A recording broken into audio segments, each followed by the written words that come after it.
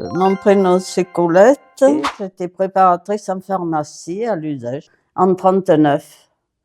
À la déclaration de la guerre, mes parents m'ont envoyé chez mes grands-parents qui habitaient l'Uzèche.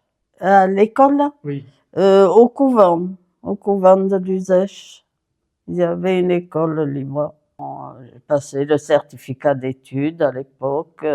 Et puis après, j'ai passé le brevet élémentaire à Cahors également, en 1946. Pendant un an, j'étais pionne plus ou moins au couvent, me demandant ce que j'allais faire parce qu'encore les femmes ne travaillaient pas beaucoup. On sortait de la guerre, on savait rien, pas grand-chose. Et puis, on est venu, l'ancien pharmacien qui venait de vendre sa pharmacie est venu trouver mes parents pour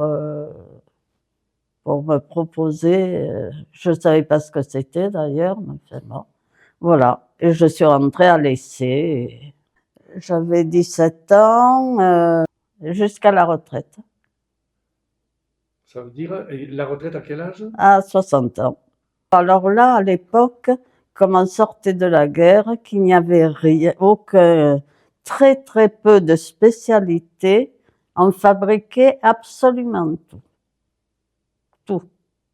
Ça allait de sirop, les pilules, les cachets, les pommades, les suppositoires, enfin, tout. Absolument tout. On faisait l'huile camphrée, l'alcool camphré, la teinture, tout. Parce qu'il n'y avait rien. J'aimais bien faire les pilules.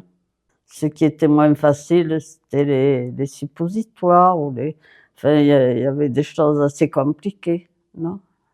Voilà. Puis on faisait énormément de préparation. On travaillait tous les jours de la semaine. On n'avait pas beaucoup de loisirs. Quand est-ce qu'on a commencé à avoir un jour par semaine? C'est après les événements de 68. Voilà. Bon, mais jusque-là, je travaillais tous les jours de la semaine et aussi le dimanche matin, ce qui me laissait pas beaucoup de place aux loisirs. Puis il y avait les enfants.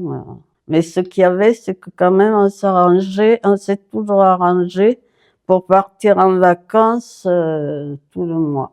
Commencer par le bassin d'Arcachon, et puis après on suivait la côte, et après, voilà, et on montait jusqu'en Bretagne, ou sur la Méditerranée, enfin, ou en montagne, enfin, ça dépendait. Ouais, bon, je crois qu'on a fait le tour.